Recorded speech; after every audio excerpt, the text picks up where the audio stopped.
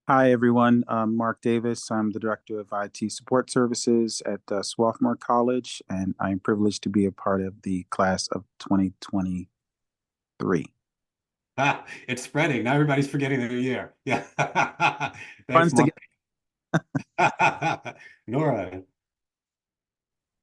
Hi, my name is Nora Serrano. I'm class of 2022. I'm at Hamilton College. I'm the Associate Director for Digital Innovation, Learning and Research. And even though this is recorded, I just got a promotion that I will share later, but it's not official yet. So shh, even though it's recorded. So I will be soon in a couple weeks, the director of the long title I have. Nice. Congratulations in advance, Nora. Thank you. Congratulations. Shantae. Yes, thanks, Michael. I'm Shantae Trammell. I'm the manager of Technology Support Centers at George Washington University, and I'm a part of this current cohort 23. Appreciate it. And I believe we're rounding things out with Stephanie. Hi, everyone. I'm Stephanie Cox. I am the Chief Technology Officer at Trinity College in Hartford, Connecticut, and I'm a part of the inaugural 2022 cohort. Thank you. Appreciate that, Stephanie. Thank you. All right. I know that took a lot to do introductions, but it's great to hear from all of you. So let's start with a couple of questions about the program. Maybe how are you prepared to apply for the program? Anyone interested in sharing or willing to share what inspired you to apply for the Next Leaders Fellowship when you first heard about it?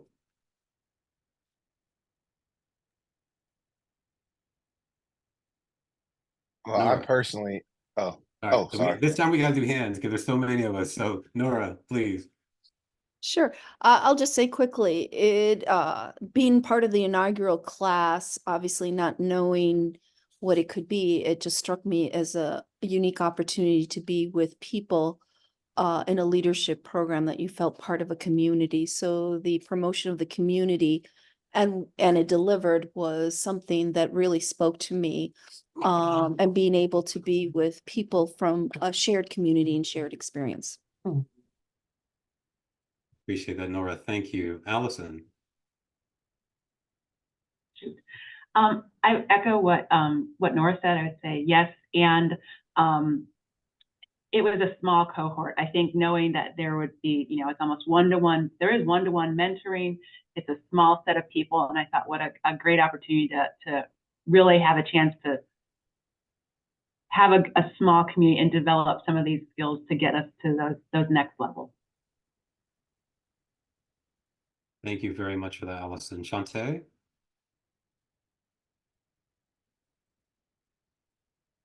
Sorry, you're still muted.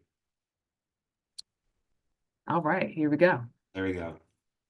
Yeah, so being currently in the 23 cohort, I remember this time last year when I was at this interest meeting, and I remember something that Felix actually said that kind of piqued my interest, because I wasn't sure if I was quite ready for executive level CIO role before joining NLF. However, the small knit community, because it's 12 of us in the program, made it more personal to me. And that's what I really appreciated about this program. I've been in other leadership programs where you do like an intensive for a week and then you kind of disconnect. But this year-long program is it's really what I need to kind of hold me accountable and hold my team, my fellow cohorts accountable. And it just has been a journey in a positive way right now, and in the career I'm in now. So I'm so excited, and now know that I can achieve CIO because I see all of you all lovely faces and the mentors do it. So hey, I'm ready. Thank you very much. I agree. And thank you very much for that, Shantae. Faye, we'll take you and then we'll switch to the next question. Okay. I think that one of the reasons that I wanted to apply, I know relatively, I feel late in my career, is that I felt the program was saying the quiet part out loud, and then giving us tools and to deal with it. And that quiet part is that if you're from a diverse background, BIPOC, it is much harder to achieve those leadership roles. And it just kind of I just needed to I just wanted those tools, how do I crack that glass ceiling? So that's one of the reasons I joined, or that's one of the reasons I applied. I appreciate that, Faye. And it's interesting because if I can ask you to engage on this, one of the parts I think we try to emphasize is that difficulty has less to do with the person and much more to do with the systems that we're in. So it's challenging, not because you're not capable, but it's challenging because a lot of people aren't used to seeing you there, and so there are a lot of choices that build on the implicit biases that are there as a result. Just wanted to, how does that sound to you? It sounds, I mean, it's right on. I think that the other thing is that when you hear about why there aren't a lot of BIPOC in leadership roles, you hear that, oh my goodness, I need to, create a pipeline, or we need to train them more, or we need to prepare them more. But this particular program, kind of, to me, it said that it's not about the person, it's about the systems that we're in, and let's kind of expose that, as well as provide tools that these people can use, qualified people can use to achieve leadership roles. Right? It didn't start. I always say that when we talk about training and pipelines, and to me, that's approaching it from a sense of lack. And I don't believe that people of color, there are some hotspots, certainly, but that's not the entire reason why you see, the same type of people in those roles. It's the systems that we're in. I appreciate that, Faye. So remind me later on, if you all are interested, that actually we briefly considered the name, the Pipeline Project, and discarded it for the reasons that you're describing, right? It felt like it was emphasizing a gap here that we felt it was pointing in the wrong place for the challenge we were trying to go after. But we can talk about that later if you all are interested. Let's talk a little bit about the application process, because Shantae, you reminded me about last year's webinar. And I remember in that conversation, a couple of people shared some things that I found surprising. It was just helpful to hear what was the application process like for you as applicants as you were going through it. So maybe we can start there. Would anybody be willing to share from their experience with the application process, anything that stood out for you, surprised you, any suggestions or advice you'd give for those who are planning to apply? Mark, you got your hand up right away as I touched there, so go for it. Let's see, let me count the ways. It was introspective, it was transformative, it was emotional, because I realized that this was such a special opportunity for me to be in a cohort that allowed me to not only have a shared experience, but had a shared experience, the perspective of having a shared experience with people who shared my struggles and, looked like me in some cases. So the application process really helped me to see that I needed to show who I was. I went through, and probably we talked about this in our 2023 cohort. Probably went through like 8 different iterations, because I wanted to really show what my experience was, why I was interested in being a part of the program. And my first draft was great, and I felt like it really didn't speak to me. I even had others that I knew, friends and colleagues, actually look at it as well to make sure that I was capturing everything of who I was. And in fact, I had another mentor say, did you talk about this area? Did you talk about this personal experience? And this was unlike any other application I ever submitted, because when I walked away, by the time I got to like the third question, this was for me, I was slightly crying, because I felt like this is such an important thing, and I was able to just pour myself into it. And so yes, I don't want to scare anyone, but it was a very emotional application for me. And I can tell you that having the surreal moment to be a part of it, I understood why I was emotional then, because it's such an amazing program to be a part of. Oh, Mark, thank you. Thank you very much for sharing all of that. Andy. So I agree with everything that Mark just mentioned. I recall when I was filling out the application, it was around Christmas time, and I needed to set aside a couple of days because the application is very thorough, and I needed to tell my story and be genuine in everything that I was writing. So one of my advice, don't rush through this application. Really set aside enough time. As Mark mentioned, I also went through it a couple of times. So took the first pass, came back the following day, read through to make sure that whatever I was writing was not just driven by the prompt of the question, but it was actually telling my story, and to make sure that I was being genuine and honest myself, and really telling my story and expressing my career aspiration and how it fits in the story of applying to this opportunity.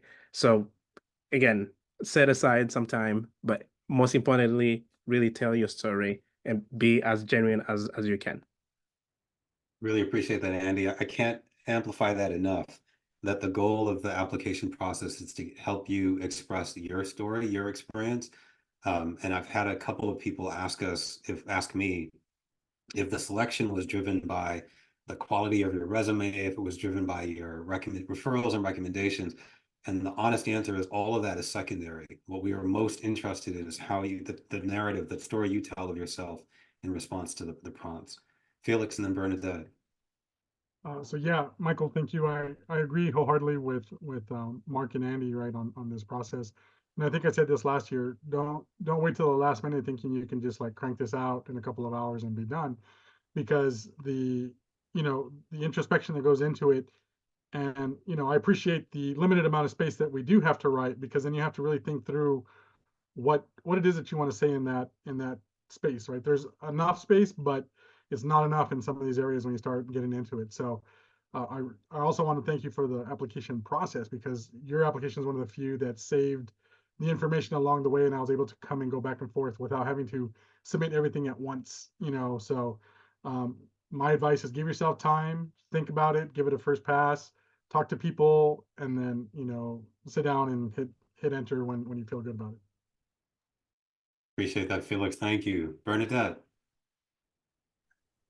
Excuse me. I was actually going to echo what Felix just said, that definitely take the time that you need to complete the questions, complete several iterations of that. I remember last year when I attended this session, and I remember Faye gave the advice that you wanted to be short and concise.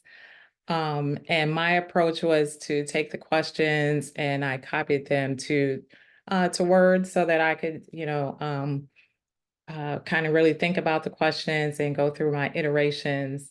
And then my plan was to copy them back into the tool, but I realized then that there is a word limit. I don't recall what the word limit is. So I just want to pass that advice on, that short and concise within the tool is helpful. So you probably should, at least start the process within the tool, so you know how many words you have. But definitely spend the time to give thoughtful and responses to all of the questions. Thank you very much for that, Bernadette. All right, so we talked about what brought you to apply. We've talked about the application process itself. Let's talk a little bit about the program and your experience in the program. And I'm going to start with some broader questions and then we'll drill from there. But maybe the broadest framing, how has the fellowship, your experience in the fellowship, impacted your leadership skills and abilities? Right? Maybe thinking about first how is it translated into what you find yourself doing, and then I'll switch to, has a fellowship, your experience in the fellowship, impacted your perspective on yourself and the industry and your career? I realize those two things might be related to each other, but they're not necessarily the same. So you can answer if anyone wants to weigh in on either one of those. How has your experience in the fellowship impacted what the skills you have, the work that you do, and also whether it's impacted your sense of self? So I'll take Shantae, and then James, I see your hand. Thanks, Michael. For me, I moved very different since last year in my career at my institution.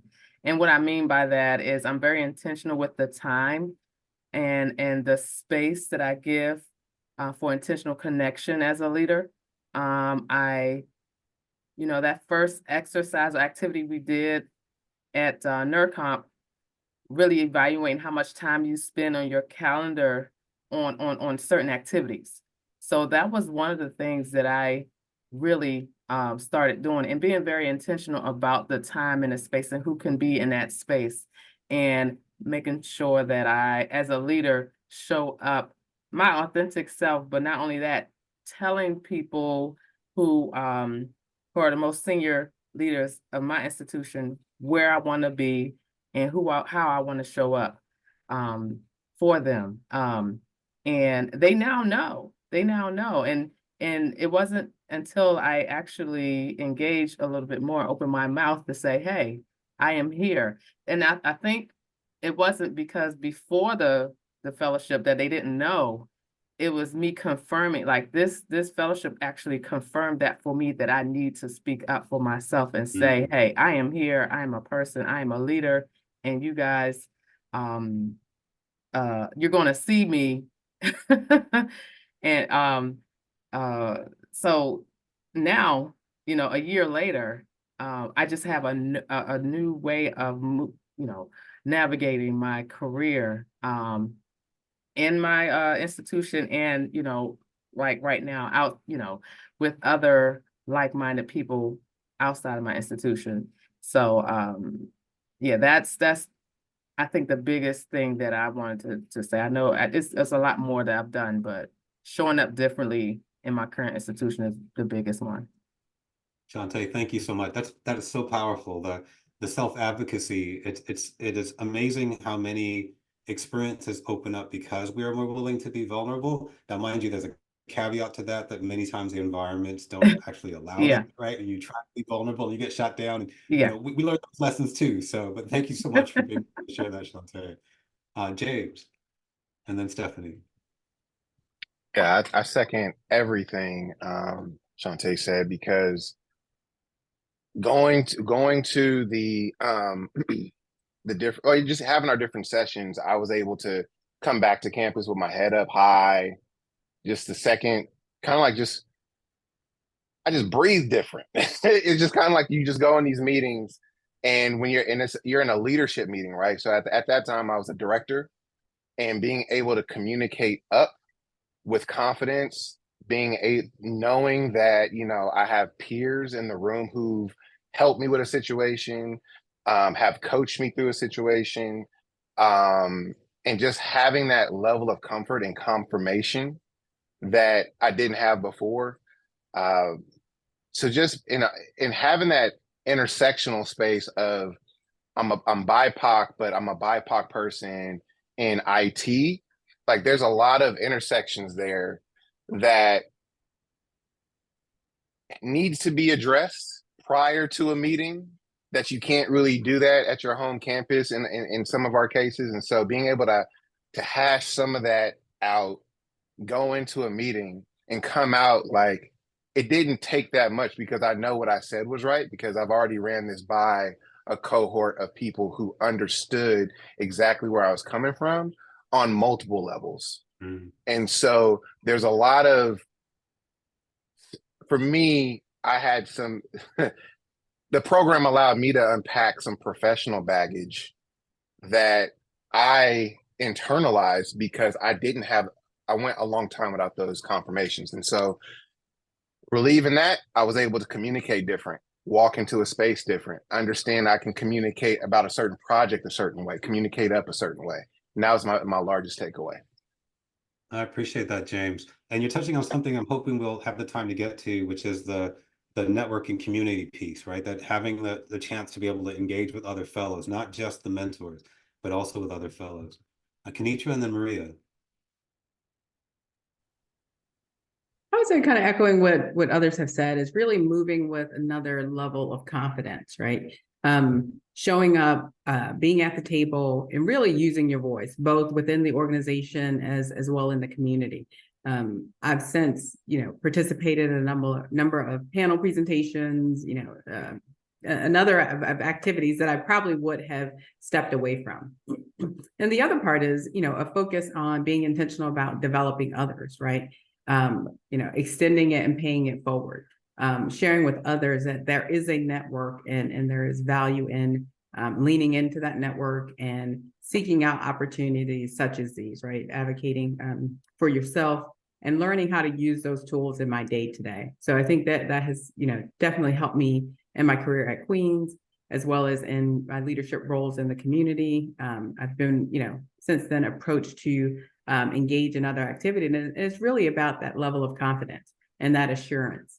And when you have a problem or challenge, leveraging this network, I mean, you have a tremendous and resources, not only with our mentors, but also within our peers for the cohort that I've been able to work with and leverage and look forward to seeing and supporting. So I'm leaning in, sharing, and just growing with a level of confidence and assurance. Thank you very much for that, Kenitra. Maria and then Stephanie.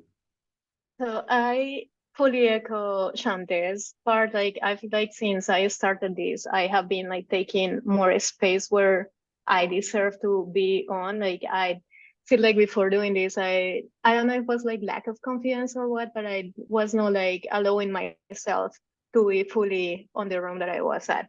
And on top of that, like all of this has like allowed me to dream bigger. Like I saw opportunities that I was not seeing before, and saw me like all the potential that I have. Like something that we also talk a lot about is imposter syndrome, and how like having so many smart people that are like surrounding us, both between fellows and mentors, and hearing them telling you that you are great, that you are doing a great job, and like that you are valuable. Also like has allowed me like to get a little bit over all of that, like realizing that everyone goes through those processes, but that so many amazing people already like see all the potential that I have too. Maria, that's awesome. And it's interesting how that realization, when you have it for yourself and you get that reassurance, how many people start to see it around you as well, or maybe they saw it before and are more willing to tell you, right? That there's this really interesting dynamic how that builds on itself. Stephanie, and then we'll move on to our next question. Thank you. I'll try to be quick with this, but for me, in my perspective, I spent over 20 years in the private sector in the trenches of IT. I've always been IT infrastructure. Always, you have your technical colleagues, usually all men, because hey, that's the field that we're in, especially in the private sector. And that's the little chat groups, but you just stay straight in the lane, right? Just straight technical. Now, they can joke and it seems like they're having other side conversations, but never feeling like I really was ever in.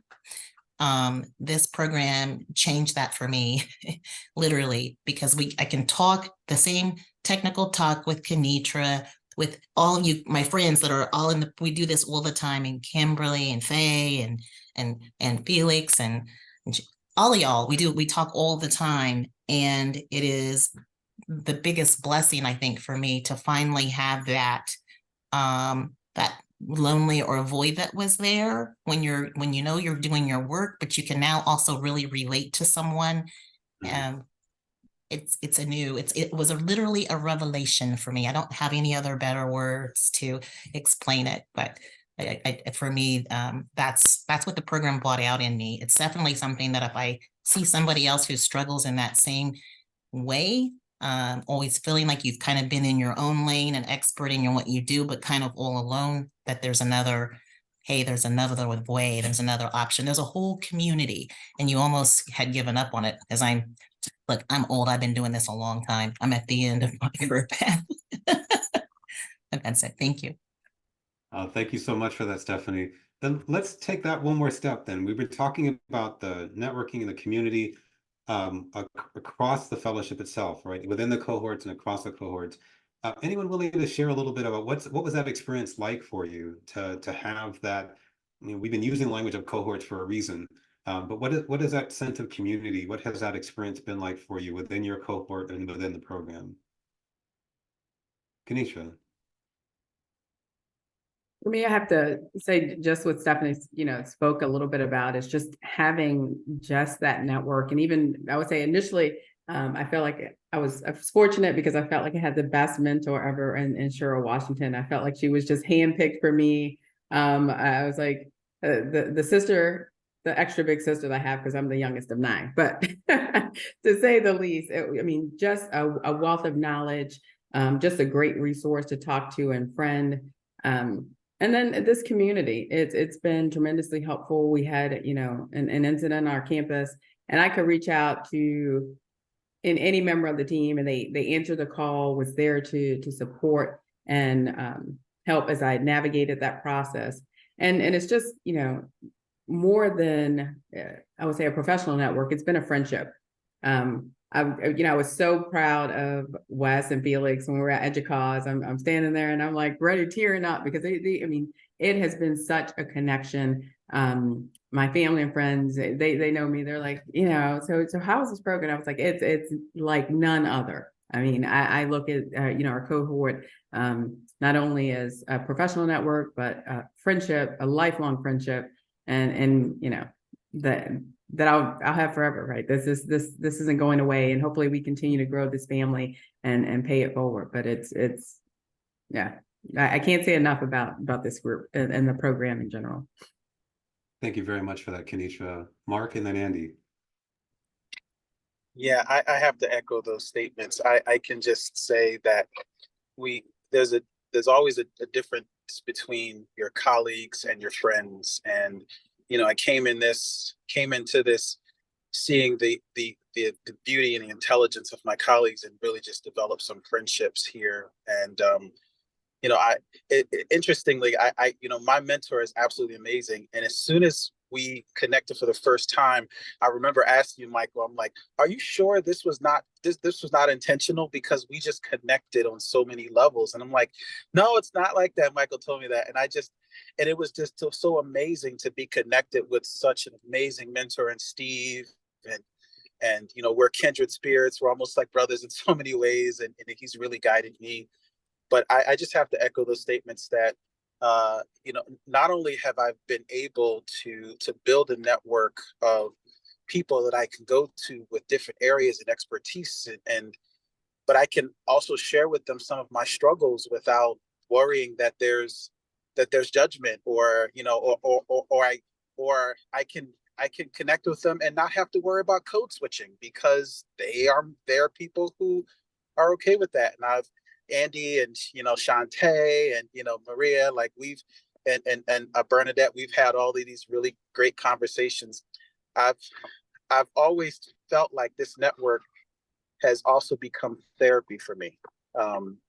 And I felt like all of our sessions, right? Shantae's shaking her head, like our sessions, our times that we've connect have really been therapy for us, to help us to be greater, not just people and professionals, but just greater leaders in so many ways, because we're connected and on a level that I can't even explain. Words can't explain how much I love these people.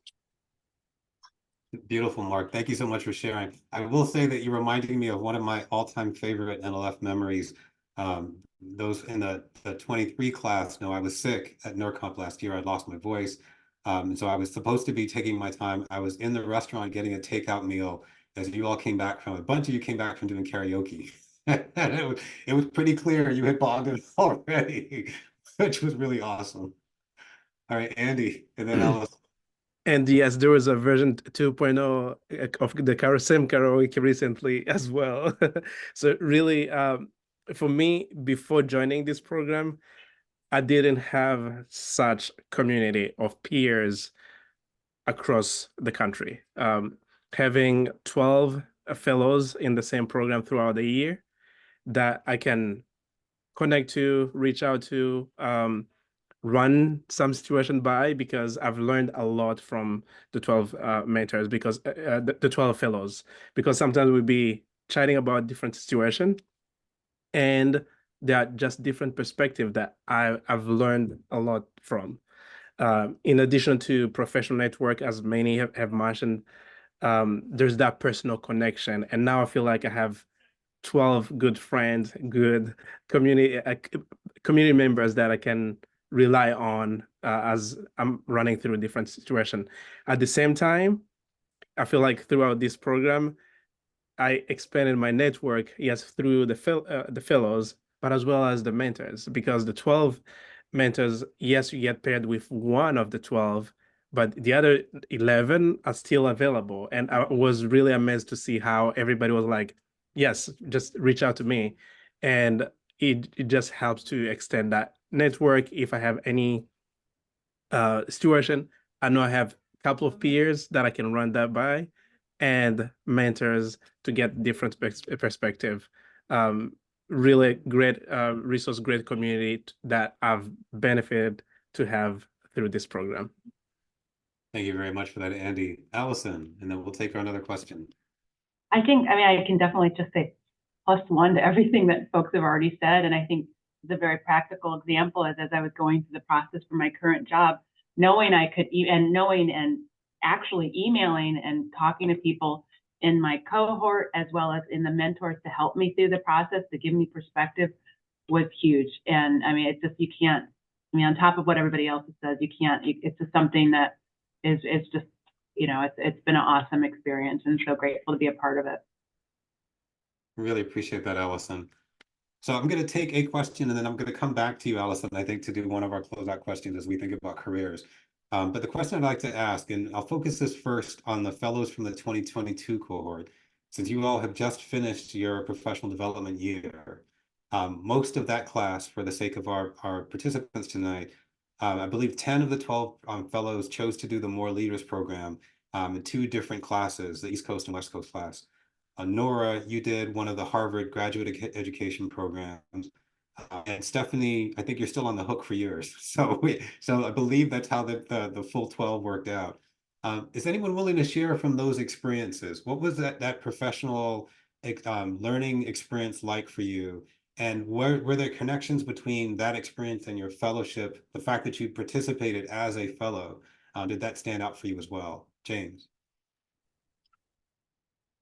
It's just another added value to the program, because for me, I did more in associates, but I was also in a weird position. I was going through a transition professionally. I was going from director of educational technology to CIO.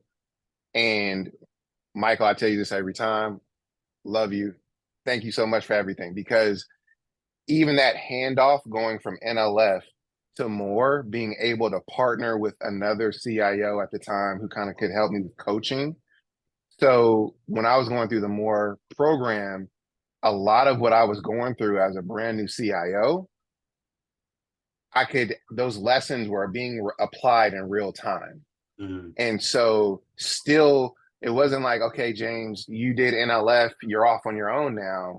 I was still able to call Michael and call my mentors. And I was able to bridge what I learned in NLF with the professional development and More, sit back and really able to kind of like really marinate in it, and like what brand of leadership I really want to push forward. Because like, for me, it was like almost like NLF was peeling back layers, and you going to, it's almost, I mean, I don't want to say you going to church, but it like some of the things were like testimony, you know, like you're really doing the work. And then you get into now it's like, okay, now let's go test out some of that stuff, because you're getting back in just a general professional development, and it's focused, it's really, really focused on leadership without everything else. And so for me, it was just a good way of getting reintroduced back into other aspects of leadership, being able to apply, design your life as well. I still have my Deloitte book. So I was comparing that with the Moore's book and trying to see what are you managing, leading? So again, let me get off my soapbox. What I'm saying is it was just a really nice added addition. And if like, I appreciate it. Really, really, really appreciate it, especially given my transition. Appreciate that, James. Thank you very much for that. Nora. Not to repeat too much of what James said. So I did the Harvard leadership because I had done more in the past. So that is why I did not do more. Otherwise I would have with the rest of my cohort. But I would say, to echo what James said, it was essentially a 2-year of focusing on my leadership. And since I'm in library and IT and I have one foot firmly focused in the library, it offered me an opportunity to explore a program that my institution could not afford to cover. And so that took that stress off of me. It gave me permission to pursue this. And so I think that goes without saying throughout the program, giving you permission to do things that you didn't realize you could do. I thought the Harvard education programs are excellent, and this is one I had heard about, and it really dovetailed nicely with NLF and everything else that other programs, but in a focused manner. So I found it an invaluable week. To spend a whole week focusing on leadership was extraordinary, and it was an extension of this. So I felt like I spent 2 years really starting to just touch the surface of what kind of leader I want to be. But that's the opportunity, right? It's like being a student where you're just immersed in it longer than 1 week. And so it just added on. So for the rest of the 23 class, the Harvard programs offer a lot of really great ones, and the library one is extraordinary. If that is something someone is interested in, always happy to talk, or prospective applicants. Really appreciate that, Nora. And there's a couple things you said I want to amplify, and I'll come right to you, Kenitra and Felix, that your participation as a fellow is associated with you, not with your institution. One of the things we were asked early as we were creating the program is, are we trying to create a program that will retain people in higher ed? And our answer was, well, it depends if they want to stay in higher ed, right? So if you decide you want to switch institutions, you are still a fellow, we are still behind you. So that combination of what professional development program do I want to do is your choice, and it's independent of what your institution may be looking to or able to afford, to your point, Nora. Kenitra and then Felix. And we've got a question in the queue that I'll make sure that we get to. So thank you so much for the person who asked the question. Kenitra. Sorry, you're muted, Kenitra. Probably be brief on that. I think for me, NLF was a great foundation. I think it was, in some ways cathartic, right? We uncovered and peeled back a number of layers of things that we had experienced, but it changed our mindset. I think it gave you an opportunity to change your mindset, take a different view. And then more for me was more of the practical application of leadership and practicing those behaviors to reinforce those things that would make me successful. So I felt like it was like NLF was this great transformational experience that changed the way that I thought, the way that, I approached my work, and then more gave me just the tool sets to continue that repetitive process to kind of bake it in to how you would find success, right? It was those tools. I appreciate that, Kenitra. And I'm noting how many food images we've used this evening. So one of the many reasons we all get along so well. Felix. I would just echo, like, going into more post NLF, I think I showed up differently. I can't speak for everybody, but I know I felt differently going into that room. Plus, going in with a cohort of my peers, it's like going into, I likened it to like a class in high school with all your friends, right, in the same class. Like, it's like, okay, we know, and we can talk to each other and support each other, and in that group of new people and new experiences, we already had kind of like a safety in numbers group of people for support. And again, just the program itself, our fellowship, helped prepare me to walk into that space differently. And that's what was really different for me. Really appreciate you sharing that, Felix.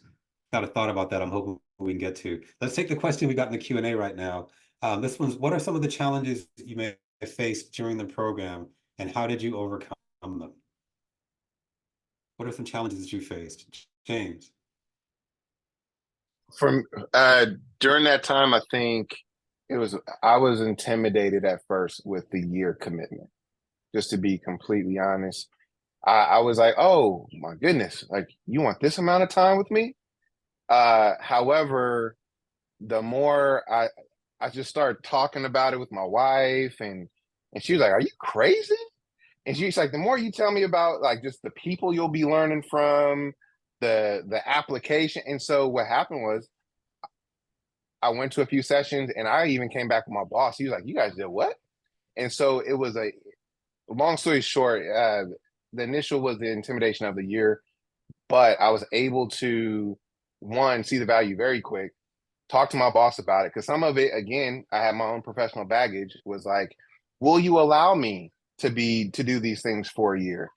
But he saw the value that I was coming back. And I even solved some problems. I mean, my cohort actually helped me solve some problems. And so that was some of the things. Mine was more, can I commit for a year? And that was easily resolved.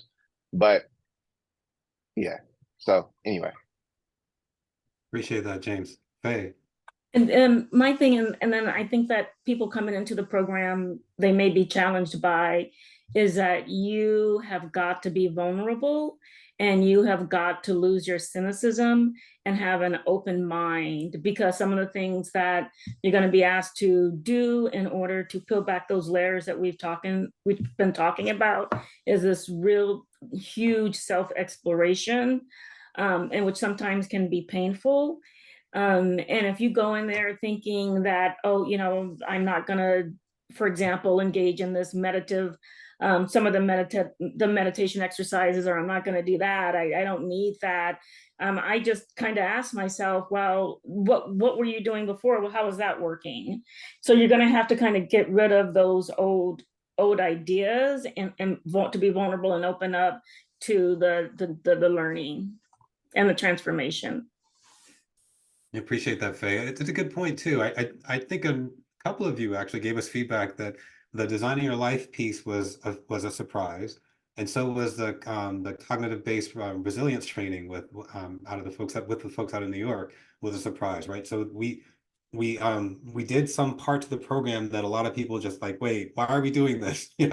I think you had to trust us enough to at least experience it to see if those connections might be there for you. I appreciate you making those points. Yeah, and I saw Wes put his hands down, but and said something in the chat. But can Wes just articulate really what he was saying? Because I think it's important for people to hear. Thanks for calling that out, Faye. Wes. So Wes, you're unmuted, but we can't hear you. You may have a mute there. Is there a second mute on your mic? Nah, I'm connected to my music gear. My bad.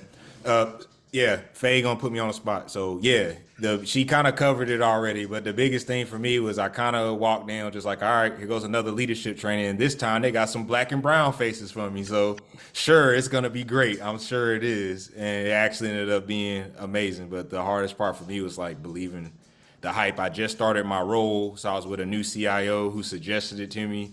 And kind of like what Faye said, part of it was like, okay, so, respectfully, white woman, you see my black face and you think that this is the opportunity for me. Okay. Like I was a little suspicious coming in, but it ended up being more than I could ever imagine, to be honest with you. So. And just to, and just to add it, it's okay, because we've been walking around with this armor on and our protection, and as W.E.B. Du Bois says, our mask on for our whole careers. And it's going to be really tough for us to kind of set that aside and trust people, but you really, really have to try to do that. So. Appreciate that, Faye.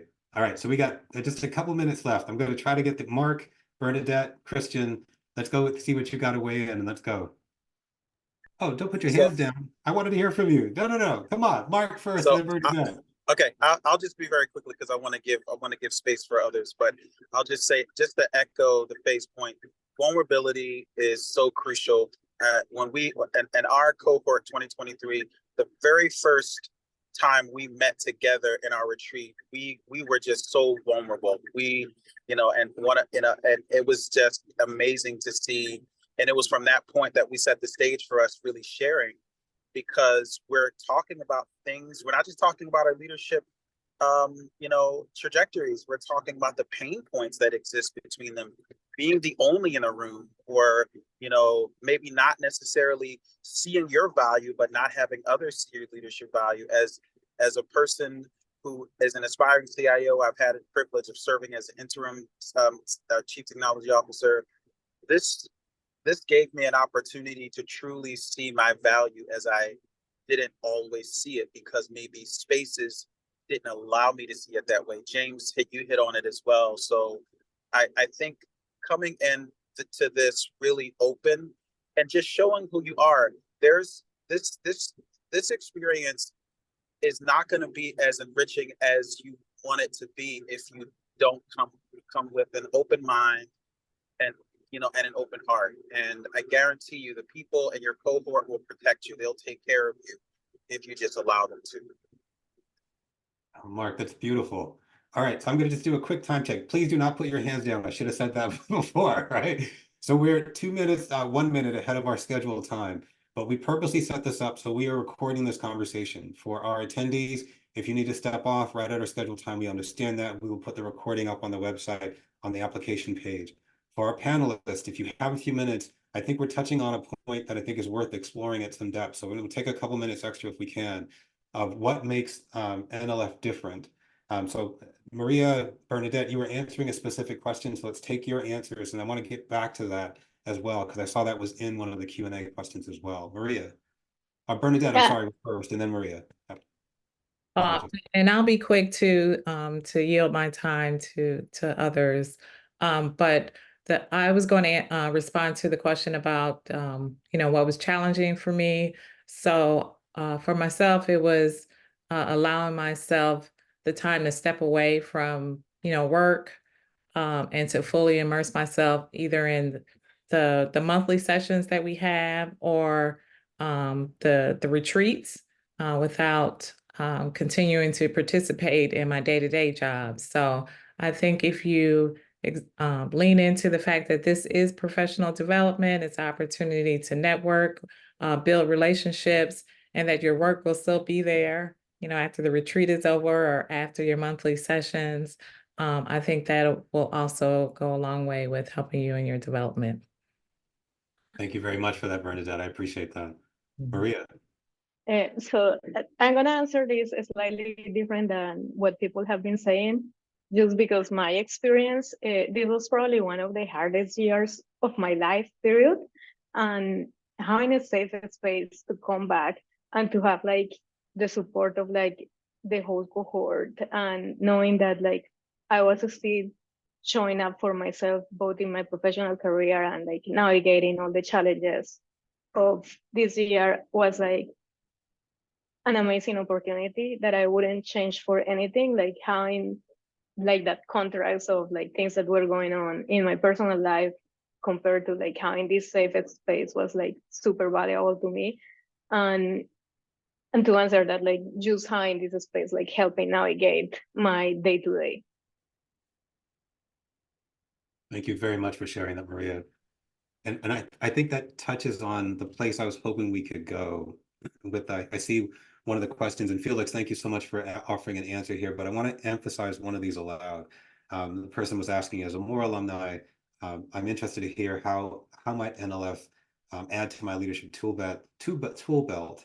I think the piece I want to amplify that a number of you have already said, NLF's focus is slightly different, right? That we are starting with who you are as a person and trying to think about how can we embrace all of you, all of that, all those aspects of you, your identities, your experiences, your perspectives, in ways that historically in higher ed IT, there hasn't been as much space for all of us to show up as fully ourselves all the time.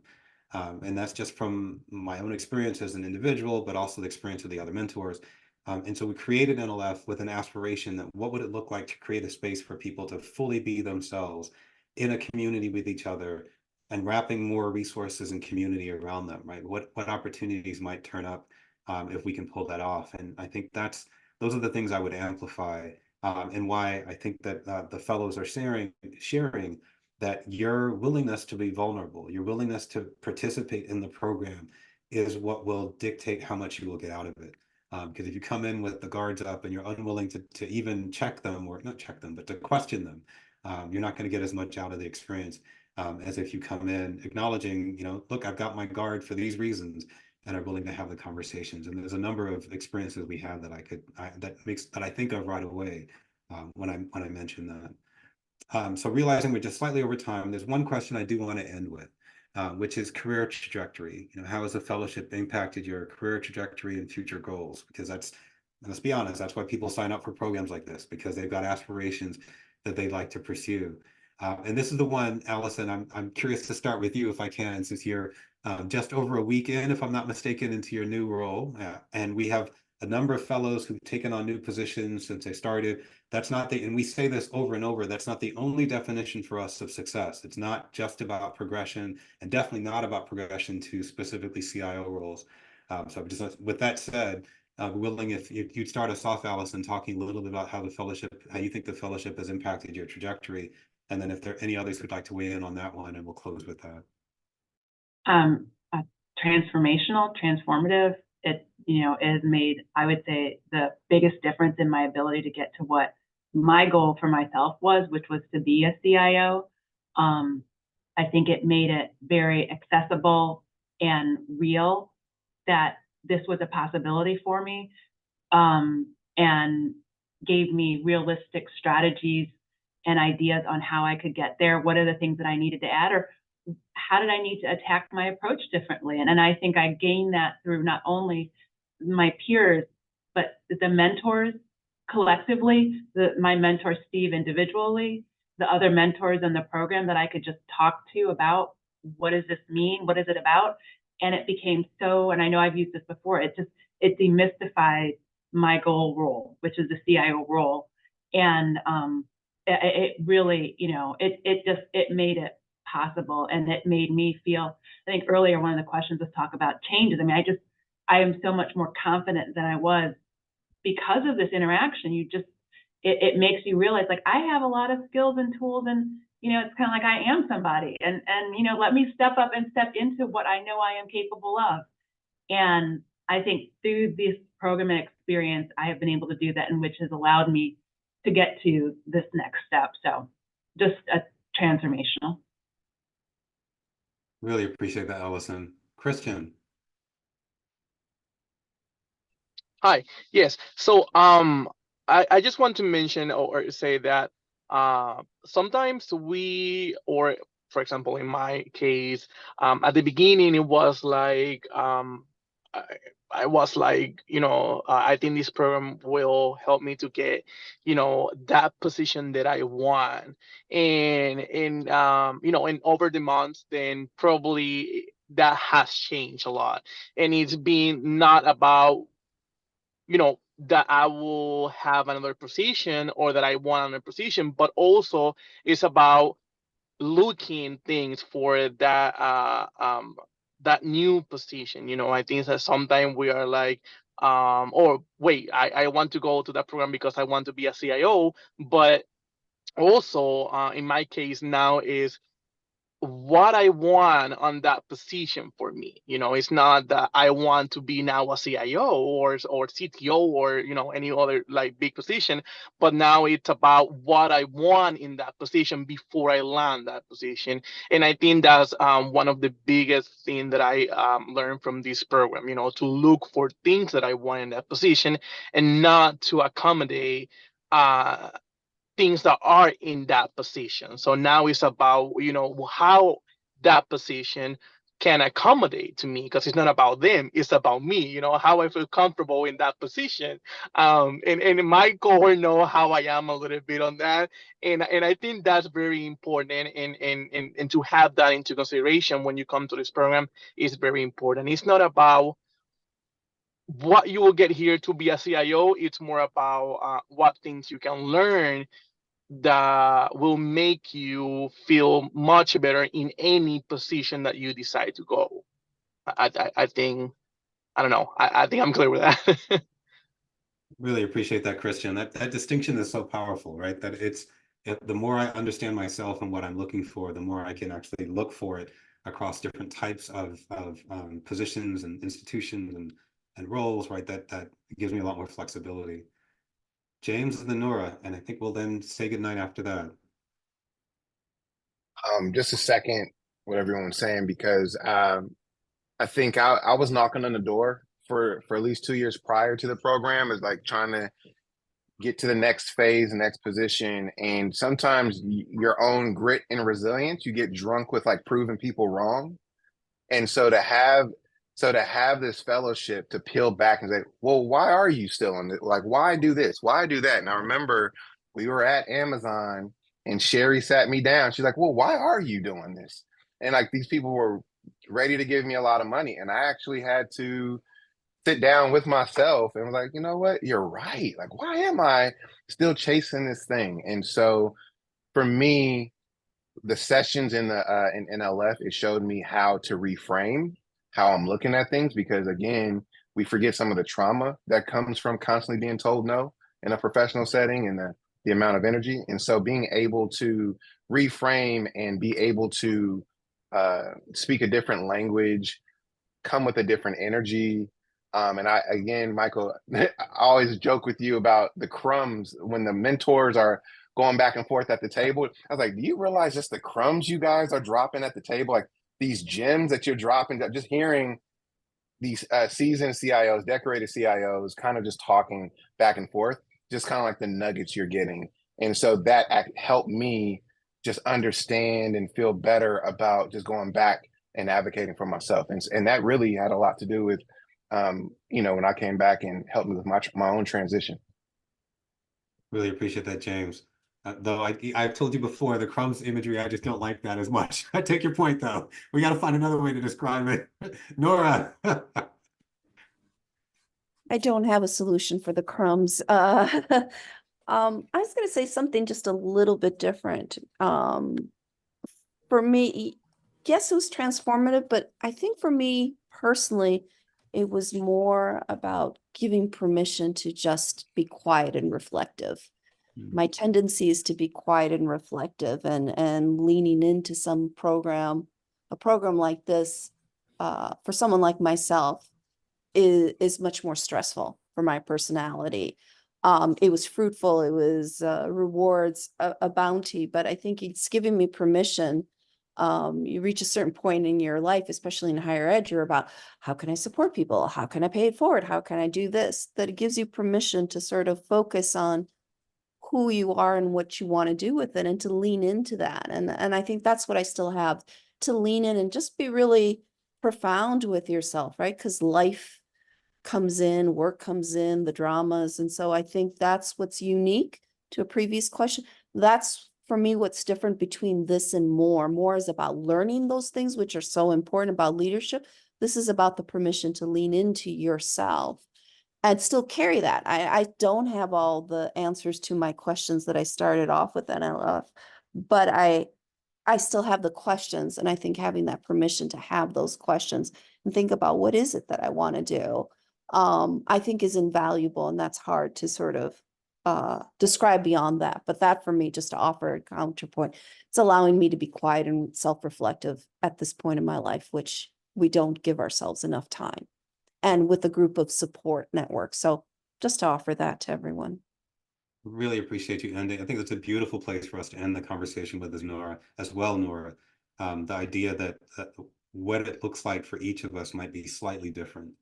And that not only a healthy thing, but that's a great thing, right? That my approach to how I take in information and process it may look very different than someone else. And so creating space for all of it and validating all of it is definitely one of the great principles we're trying to lean into. Well, my thanks to all of you on the panel for taking the time this evening to join this conversation. It is always fun to catch up with you all, especially as a group. My thanks to those participants who joined us for the webinar this evening and for hanging on 12 minutes longer than we scheduled it. We will put recording up on the website. And we do encourage you to get your applications in by December 31st. We're looking forward to seeing the class for next year. With that, have a great night, everyone. Michael, you forgot one thing. We what I forgot to thank you as a founder or co-founder of the program, and all the mentors for putting in the time, raising the funds, and everything that you've done to do this. So we are so appreciative. Thank you. Yes, Thank here, you. here.